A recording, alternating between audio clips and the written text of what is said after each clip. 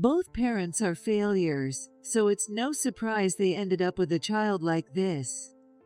Natalie, my mother-in-law, chuckled condescendingly as she looked down on me. It seemed that Sean, my husband, agreed with her opinion because he kept nodding enthusiastically. I couldn't stand by as she insulted my parents. I'm cutting ties with your family. I will no longer meet with any of your relatives. I tried hard to hold back my tears as I declared this firmly. Sean looked at me with a smirk, as if finding the whole situation amusing, and sneered. Then let's get divorced, pack your stuff, and leave. Fine. I will never lose to Natalie or Sean. I clenched my fist tightly. My name is Mary Sanders. I am 45 years old this year. 6 months ago, I married Sean, who is the same age as me, and we live together as a couple. I met Sean through a marriage agency. My mom, worried that I still wasn't married even after turning 40, suggested I register with the agency.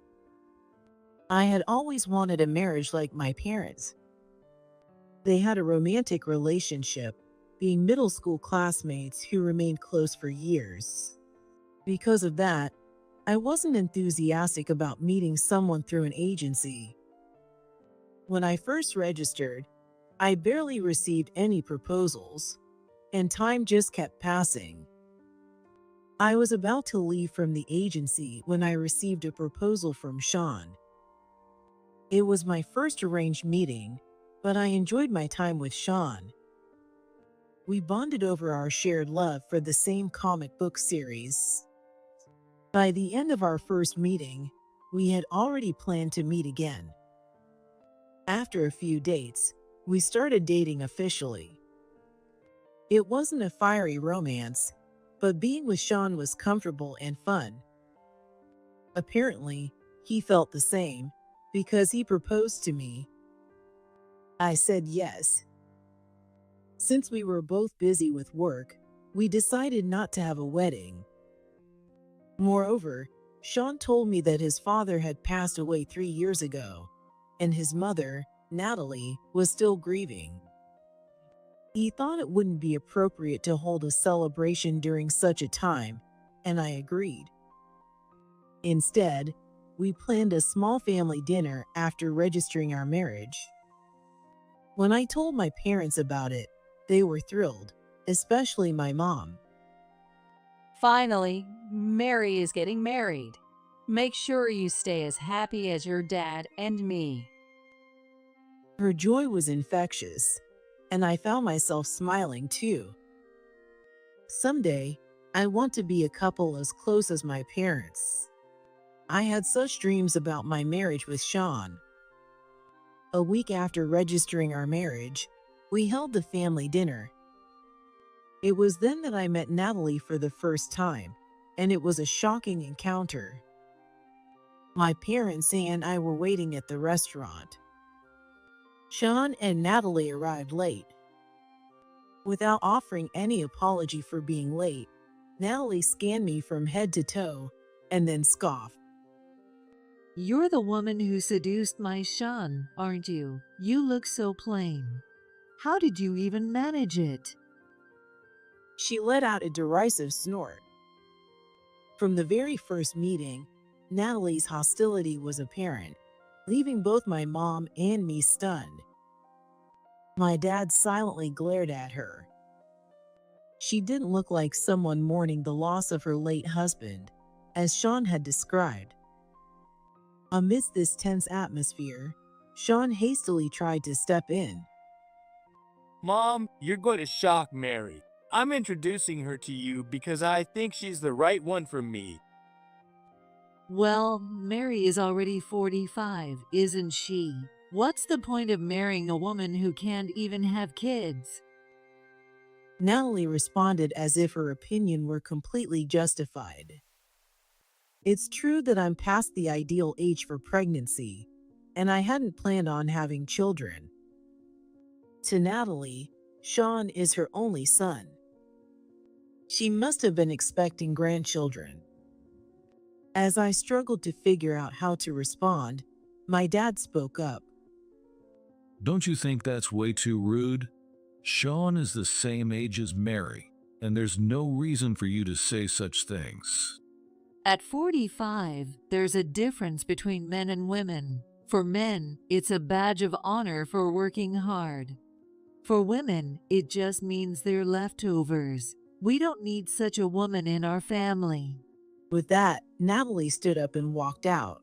Sean apologized to my parents, but the atmosphere remained heavy. In hindsight, I probably should have called off the wedding at that point. But by then, Sean and I were already legally married. There was no going back. Could I really get along with a mother-in-law like Natalie? My anxiety only grew. Since then, I've been struggling with Natalie's overbearing nature. Natalie lives near our apartment, essentially a close-distance arrangement. Because of this, she frequently shows up at our home unannounced. You're part of our family now, so it's only natural that you prioritize me over your own parents. A few days after that initial dinner meeting, Natalie suddenly came over and declared this to me. When Sean came home from work later, I told him what had happened. He let out a deep sigh.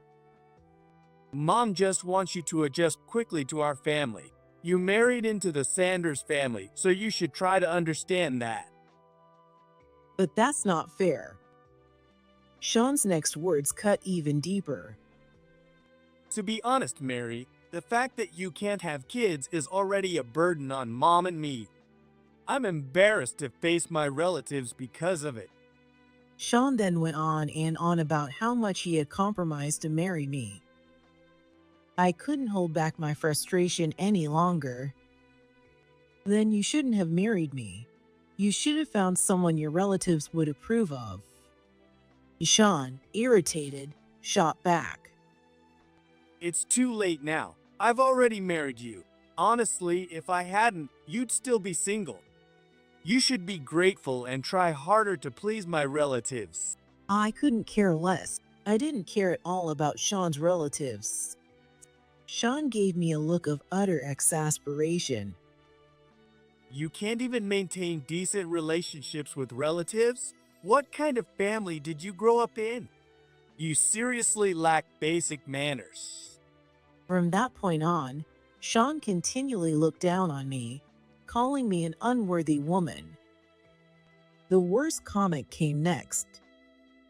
I thought a leftover woman like you would dedicate herself to me, but I miscalculated. It became clear this was how Sean truly felt. He didn't love me. He just wanted someone convenient. There was no future in our marriage. As I sat silently, Sean left the house. If I could turn back time, I would erase this marriage altogether. But we had been married for less than a month. It wouldn't be easy to get a divorce. What should I do? The dream of having a happy marriage like my parents was crumbling before my eyes. Time passed, and 3 months had gone by since Sean and I got married. These months had been pure hell. Natalie continued to show up unannounced and verbally abuse me. Just the other day, she barged into the kitchen while I was preparing dinner and screamed. What is this stew? It's so bland. Is this what you've been feeding Sean? Then she started dumping in large amounts of salt. I quickly tried to stop her. Please stop. I made this stew from scratch, and I purposely used less salt. This was a method I had learned from my mom. Despite her busy work schedule, my health-conscious mom always prepared meals with care. Following her example, I also made an effort to cook low-sodium meals. Sean never complained about my cooking, so I assumed he was fine with it. but Natalie wouldn't listen. It's just store-bought broth, isn't it? They're all the same. Stew tastes better when it's saltier. While I made my broth using vegetables and chicken, Natalie seemed to prefer a different approach. I couldn't say anything to her as she confidently bragged about her cooking. As she left, Natalie gave me an order. Make sure to prepare proper food for the next family dinner, all right? Natalie left after that, but I was shaken. I had no idea about any dinner gathering. As soon as Sean came home, I asked him. Natalie came over and mentioned a dinner party. What's going on? Oh, didn't I tell you? Every year on my dad's death anniversary, the whole family gathers at our family home for a meal. I never heard about this. I was confused by this new information, but Sean didn't seem to care. Well, this year you're here, so you can host it for the family. Mom used to handle everything herself, so it's only fair, right? Sean's attitude made me go pale. I immediately asked how many dishes I needed to prepare and if any relatives had allergies, but Sean was no help at all. How should I know? If you want to know, ask Mom. When I reluctantly called Natalie to ask, she unleashed her sarcasm. To ask about this just a week before. How pathetic. You're a failure as a wife. I begged her for details, got the necessary information, and hung up. I then called my mom, explained the situation, and I asked her for recipes suitable for the dinner party. Finally, I felt a little relieved. On the day of the dinner party, I started cooking early in the morning. Natalie had told me the dinner would start at 3 p.m. Since our house is very close to the family home, I decided it would be more efficient to prepare everything at home rather than using Natalie's unfamiliar kitchen. Luckily, only 5 people were attending, so I figured I could manage to bring everything myself. 3 hours before the dinner, Sean came up to me. I'm heading to my parents' house now. Okay, I'll bring the food and come over later. I was too busy with preparations to think much of it. 2 hours before the dinner, I finally finished cooking. I need to head to Natalie's house soon to help set up. I carried the food and hurried to the family home nearby. When I arrived and opened the front door, I called out, "Hello." I immediately noticed something was off. I could hear multiple voices inside. With a bad feeling, I quickly made my way to the living room. When I opened the door to the living room, I was met with an unexpected sight. Sean was sitting there, happily drinking beer. The relatives were already eating and chatting cheerfully. When Sean noticed me, he spoke in an annoyed tone. What took you so long? The dinner's already started. What shocked me even more were the platters of catered food laid out on the table. This was completely different from what Natalie and Sean had told me. As I stood frozen, Natalie smirked and spoke. Oh, did you bring the food like I told you? Too bad. We already have these lovely platters. No one wants your sad little dishes. This chicken is delicious. Sean gleefully ate the chicken, and the relatives seemed just as pleased. Natalie watched them, looking triumphant.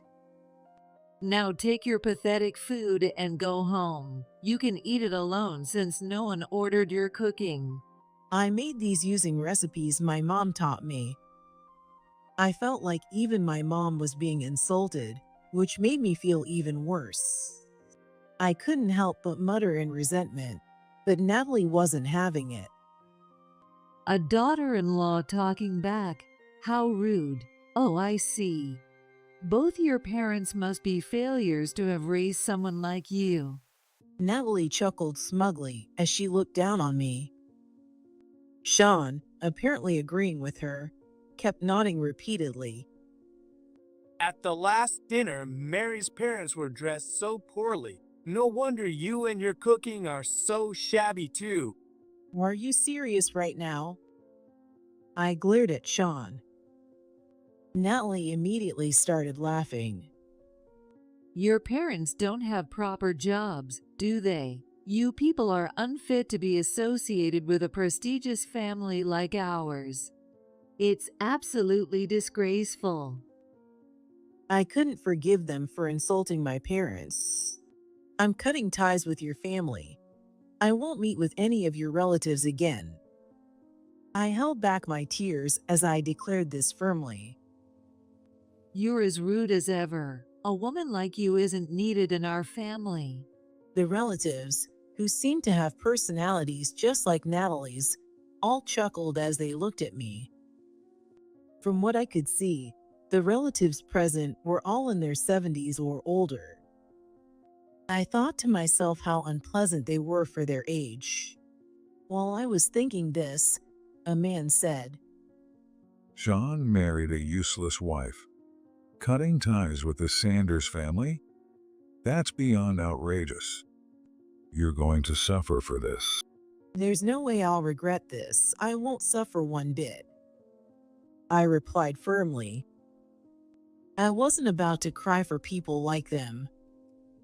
Sean smirked as if finding it amusing and said, Then let's get divorced. Get out. "Fine. I will never lose to Natalie or Sean." I clenched my fist tightly. I went straight home and packed only the essentials. I didn't want to leave the food I had cooked at their house, so I brought it with me. Then I headed to my parents' home, which was about 30 minutes away by car. When I arrived, my mom greeted me. Welcome home. Your dad's still at work, but is something wrong? Weren't you supposed to be at Sean's family dinner today? She looked at me with concern. I told her everything that had just happened. Hearing my story, my mom's face clearly showed shock. "You even made dishes based on my special recipes. I'm so sorry this happened." I handed her the food I had made. I couldn't eat it all by myself, but it was a dish my mom had taught me. She had told me this recipe held special memories with my dad. That's why I didn't want to throw it away. My mom gently took the food. Let's take this to your dad's workplace. Everyone there will be thrilled to know you made it. "Thank you." I felt relieved knowing the food wouldn't go to waste. Shortly after, my mom and I went to deliver the food to my dad's workplace. Everyone was delighted, and the dishes were gone in no time. Since my dad had a break in his work, my mom and I explained what had happened. Hearing the story, my dad looked visibly angry. If they treated you that poorly, I can't forgive them either. Mary, you don't need to go back to him. That's right. We're on your side, so don't worry. "Thank you, Mom, Dad." Their words gave me strength, and I felt deeply grateful. That night, after my dad finished work, the three of us returned home together. Being at my parents' house felt so comforting. That night, I listened to the story of how my parents first met. Seeing how happy they were together, I realized that settling in a marriage was never the right choice. The next day, I began taking steps toward divorce. I met with a lawyer my dad recommended and explained everything that had happened. The lawyer quickly drafted a certified letter and sent it via express delivery to Sean and Natalie. At this point, Sean tried calling me repeatedly, but I ignored him completely. I no longer wanted to be someone convenient for Sean. I was determined to fight back. 3 days later, Sean called even more persistently than before. I guess he must have read the certified letter sent by my lawyer. Not only Sean, but Natalie also bombarded me with calls. Ignoring them any further would only disrupt my work. Finally, I decided to answer Sean's call. "What do you want?" What's this certified letter about? Are we really getting divorced? Sean's voice sounded teary. It was a stark contrast to his bold attitude 3 days ago. He must have thought I would forgive him if he showed weakness. "We're getting divorced, aren't we? That's why I hired a lawyer. From now on, communicate through the law office." I replied to Sean calmly, and he immediately revealed his true nature. You're acting high and mighty just because I lowered myself. Get back here and beg for forgiveness. "There's no way I'm doing that. Besides, isn't this all your fault?" It was clear he hadn't learned anything. Natalie was there with him as well. Don't you dare mess with us. I'm coming over right now, and we'll settle this face to face. Natalie shouted, practically snorting with rage. Yeah, if we're divorcing, pay me compensation. You've wasted my time. I sighed at Sean's ranting. This wasn't going anywhere, and it was better to resolve it quickly. "Fine, let's talk in person," I said, then gave Sean my parents' address. 30 minutes later. "Thank you for coming all the way out here," I greeted Sean and Natalie outside my parents' home. Standing behind me were my parents.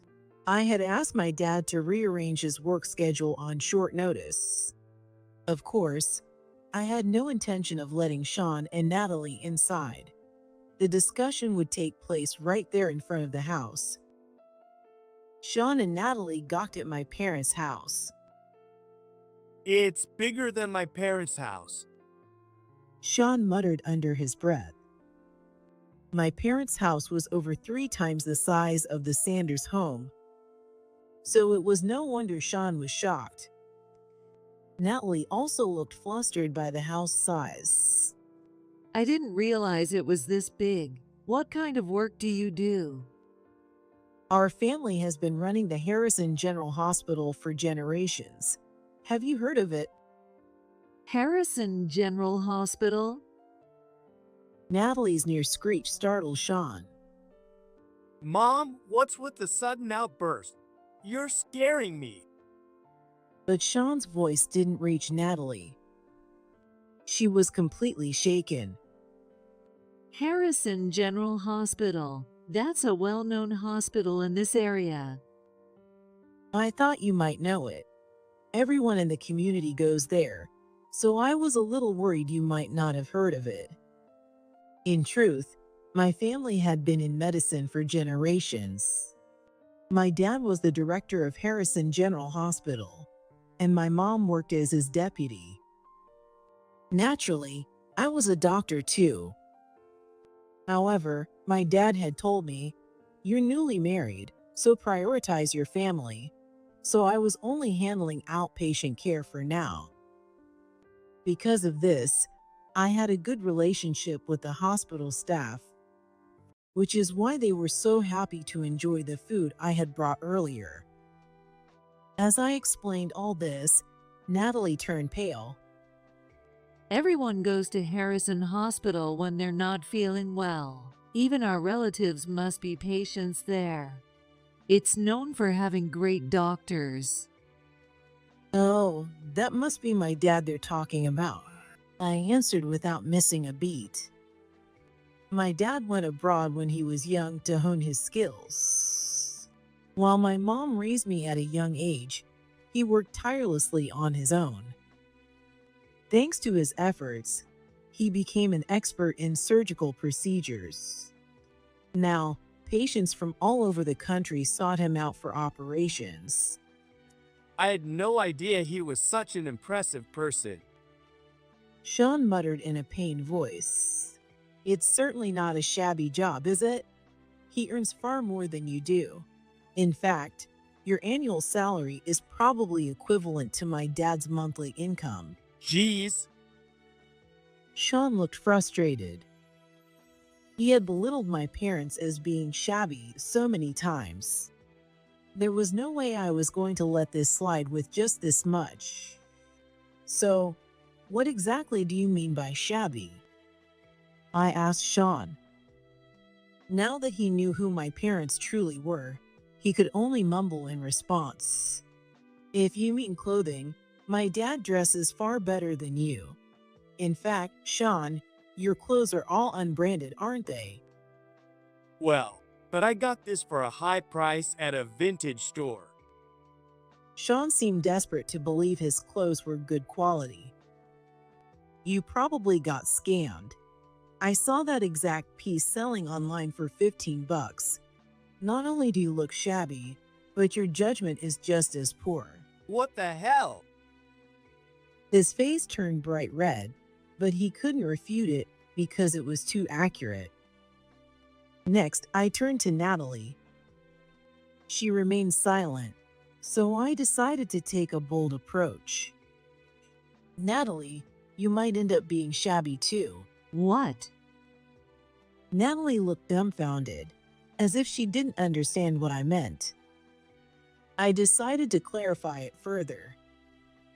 You see, neither you nor your relatives will ever be treated at our hospital again.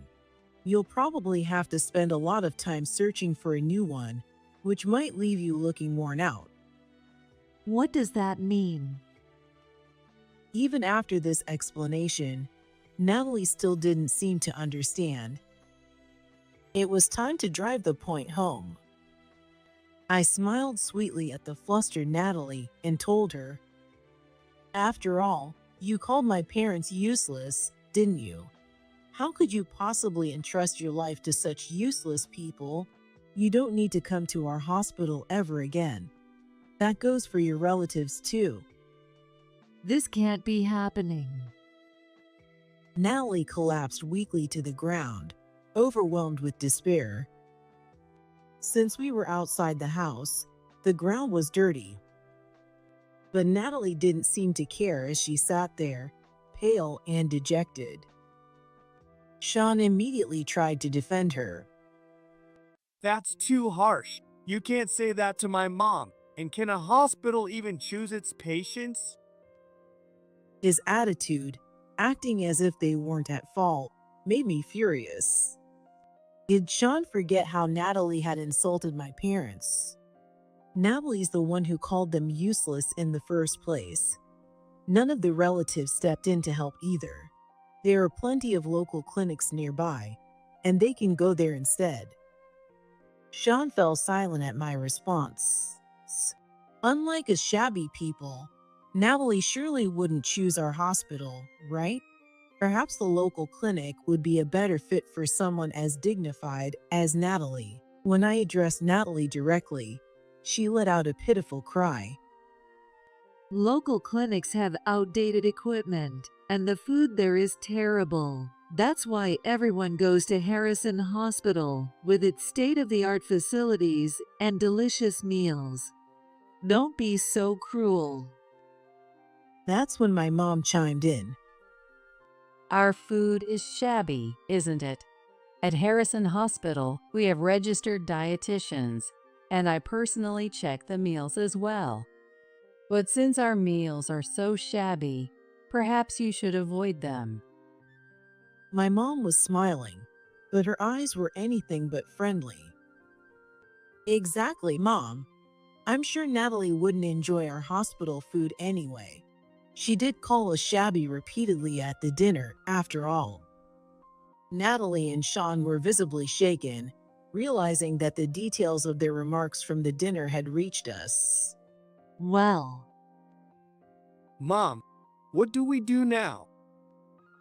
Both of them looked utterly defeated, their faces pale. At that moment, my dad spoke up. I'll never forgive people who hurt my daughter. Our hospital is off limits to you and your relatives forever. Go find another hospital. Natalie was shocked by my dad's commanding voice. As the hospital director, his word was final. Natalie seemed to understand this and buried her face in her hands. What? What will we do if we get sick? Mom, please figure something out. Natalie started crying, seemingly realizing the gravity of her actions. But it was too late for regrets now. Even in this situation, Sean seemed to rely entirely on Natalie. Watching him anxiously plead with Natalie only made him seem even more pathetic.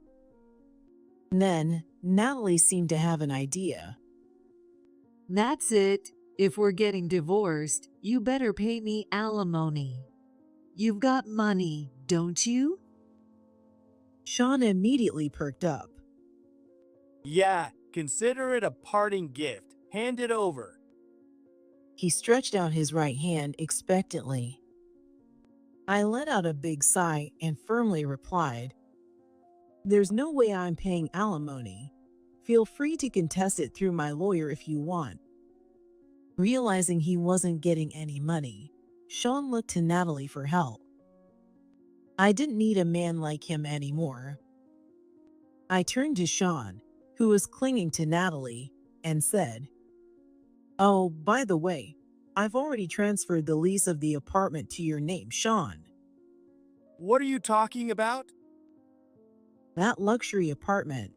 The rent is $3,000 a month. Since I'm moving out after our divorce, you'll need to start paying it yourself next month. Sean let out a panicked cry. $3,000? That's almost my entire paycheck. I can't afford that. Not my problem. I've been paying it all this time. Since I'm leaving, whoever lives there should pay. It's a luxury apartment, perfect for someone as refined as you. I replied with heavy sarcasm. My mom chuckled heartily. This shabby daughter will stay here in our home. It's much bigger than that apartment, by the way. My dad added another blow. Not just the rent. Mary's been covering most of the living expenses too. I imagine your standard of living will take quite a hit. Sean looked up at my dad, stunned. Wait, you mean I won't get to eat Mary's cooking anymore? Natalie gave him a confused look. I turned to Natalie and said, "My so-called shabby meals are made with organic vegetables from high-end stores and top-quality ingredients. They're quite delicious, actually." Mom's cooking is terrible. What are we supposed to do now? My cooking is terrible? Natalie seemed deeply shocked. Being told that her daughter-in-law's cooking was better than hers must have been a bitter pill to swallow. Both of them were left speechless. I was sure Natalie and Sean would self-destruct if left alone. Ignoring their defeated expressions, I turned to my parents and said, "Dad and Mom, it's cold out here. Let's head inside, shall we?" Without sparing another glance at Natalie and Sean, we went back into the house. Eventually, Sean and I divorced. It wasn't a smooth process. We argued a lot. Sean suddenly flipped his stance, saying he didn't want a divorce after all. We ended up having a meeting at the lawyer's office with me, my parents, Sean, and Natalie. Let's not get divorced, okay? I've grown attached to the apartment. Plus, my mom's living there now. Apparently, Natalie had moved into the apartment right after I returned to my parents' house. The apartment had a concierge, a spacious and beautiful entrance, and plenty of amenities.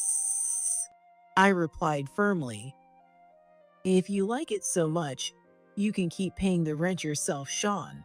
There's no way I can afford $3,000 a month. Please, just come back. Our house is on leased land. In 5 years, we'll have to demolish it and return it. What are you talking about? Natalie suddenly revealed this shocking fact, leaving Sean visibly shaken. According to Natalie, the family is renowned. That honor ended a long time ago. Their great-grandfather's company had gone bankrupt, and they had been living like an average family ever since. I didn't know that. Sean was in utter shock. My parents and I were equally dumbfounded and left speechless. After that, Sean tried clinging to me, but I refused. With persuasion from the lawyer, Sean agreed to our divorce. Sometime later, Sean and Natalie were evicted from the apartment. It seems they had been repeatedly delinquent on the rent. Now they are back at the in-laws' house, but in 5 years, the house will also be demolished and turned into vacant land. Moreover, they will have to bear the cost of demolition. Natalie is living on her pension, so Sean will have to pay for it. This must be a significant expense for Sean. Natalie and their relatives are also experiencing consequences. After that, Natalie was diagnosed with a disease. It appears to be a difficult condition that only my dad can treat in the local area. Natalie tried to seek our help, but I firmly refused. You wouldn't want to rely on the care of incompetent parents, would you? Besides, you and I are strangers now. If you come to our hospital, you'll be properly billed for your hospitalization fees. Natalie, her face flushed with anger, snapped back. Fine, I'll never depend on quack doctors like you. That's great to hear. Please don't ever appear in front of me again. Natalie left, looking frustrated. Afterward, she went to a different hospital, but I heard her condition hasn't improved. Sean also begged for help, just like Natalie. We were family once, so please treat my mom. Prepare the best private room for her. And of course, make it free. I heard Sean had accumulated a mountain of debt to pay off the overdue rent. That debt was exposed at his workplace, leading to him being forced to resign. Because of that, he's completely out of money. Providing free treatment is impossible.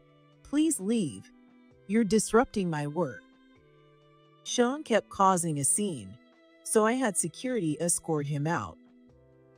I'm truly glad I divorced such an unreasonable man. Afterward, it seems even their relatives faced trouble. I heard rumors among the neighbors that associating with their relatives meant losing the ability to be admitted to our hospital. Because of this, they are now shunned by the community. Their relatives must be terrified, thinking they might be next. Bad actions inevitably come back to haunt you. This experience surely served as a valuable lesson for Natalie and Sean. 2 years have passed since then. I now work full-time. With on-call shifts as well, I'm quite busy. However, I am much happier than when I was married. The reason for this is that I found someone new. It's someone my dad introduced to me. He's a pharmaceutical representative for the company that supplies our hospital. He's been interested in you for a while. He's a good person. So why not give it some thought? He's 2 years younger than me and has been solely focused on work until now, with no time for romance. He treats me with genuine sincerity. I find myself starting to like him, perhaps because he reminds me of my dad in some ways. When my mom heard about this, she was overjoyed. You have to marry someone you truly love. I fully support you. We're not officially a couple yet, but I hope to take things step by step.